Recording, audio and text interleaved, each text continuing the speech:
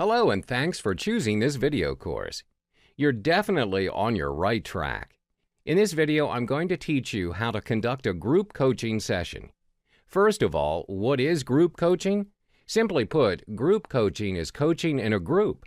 However, there are many different formats for how that can be done. You could have one, some, or all of the members of the group do the coaching to one, some, or all of the group members. For example, a professional coach might coach each of the members of the group, or the group members might coach each other. Coaching could be done in one or several group meetings. It can also be done face-to-face or by means of telecommunications, for example, over the phone or internet. Groups can be externally facilitated, that is, by someone who does not do the coaching or who does not get coached. In contrast, groups can self-facilitate, where one, some, or all of the members are responsible for the facilitation. Some people distinguish between group coaching and team coaching.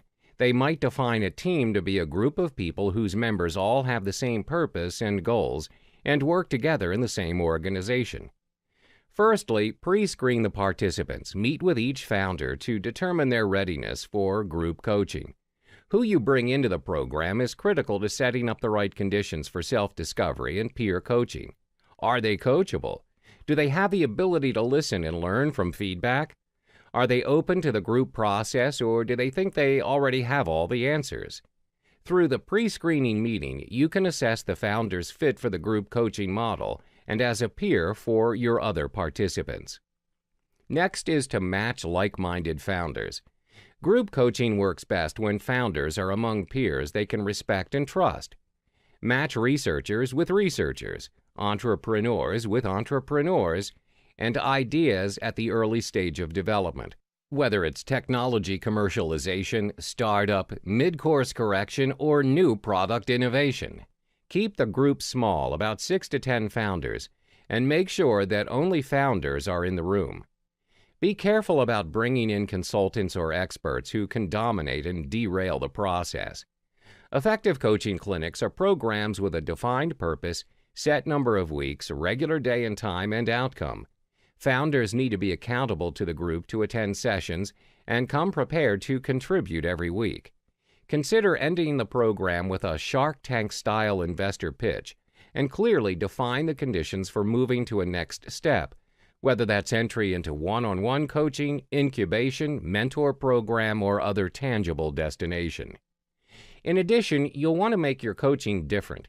Designate a room for your group coaching clinic with its own character and brand. Name the room and fill it with whiteboards, flip charts, and markers. Remove chairs. Make it a no-sell zone. Set the tone with founders from the beginning that this is not training, it's doing, and the clinic is a dedicated time and space to roll up your sleeves and work on your idea. Founders are action-oriented people who need to understand how the coaching program is going to help them. Use a systematic framework or a structured approach with clear expectations. Cover 1 to 2 topics at each meeting and expect participants to come ready to share their working drafts. Even if every person isn't presenting at each meeting, they're still actively engaged, providing input to other founders, asking probing questions and learning from the conversation, and each session with takeaways and assign preparation work for the next meeting. All right, what do I mean by being structured but unstructured? Is that a journey of self-discovery? So be open to exploring a few unexpected paths along the way. At first, you'll be doing the heavy lifting on moving the process forward, but at one magical point in every clinic, usually in the second or third session, peer coaching starts to emerge. Allow the group to steer the conversation but control the pace and minimize scientific debates and other potential rat holes.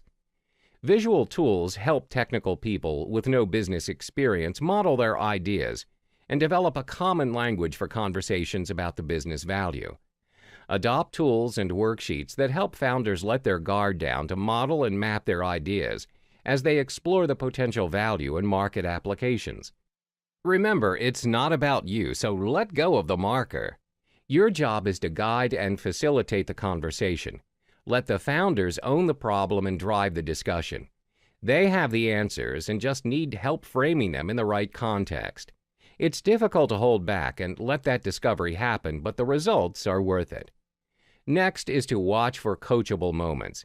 When aha moments happen, stop the discussion and make sure the group is aware of the recognition or breakthrough.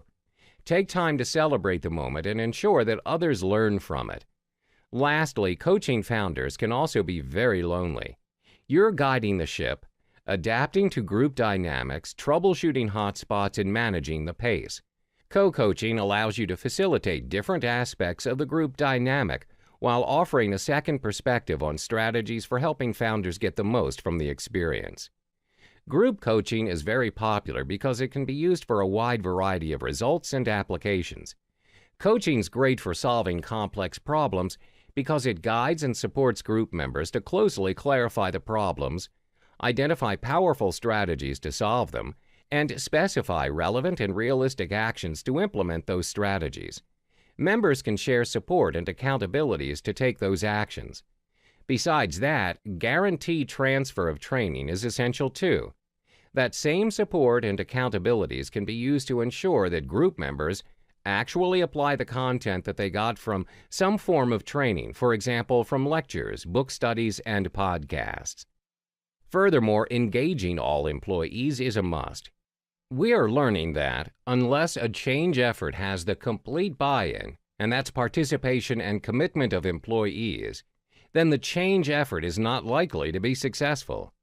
That engagement has to start with the employees being authentic, open, honest, and direct about what they're experiencing. They need to feel listened to and respected. That can occur in these groups. There are many skills that group members will develop regardless of the purpose of the group. For example, they'll build skills in presenting to a group, asking for and accepting help, listening, asking good questions, action planning, and learning from reflection.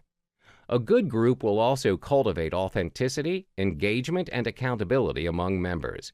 All of these skills are critical to good leadership.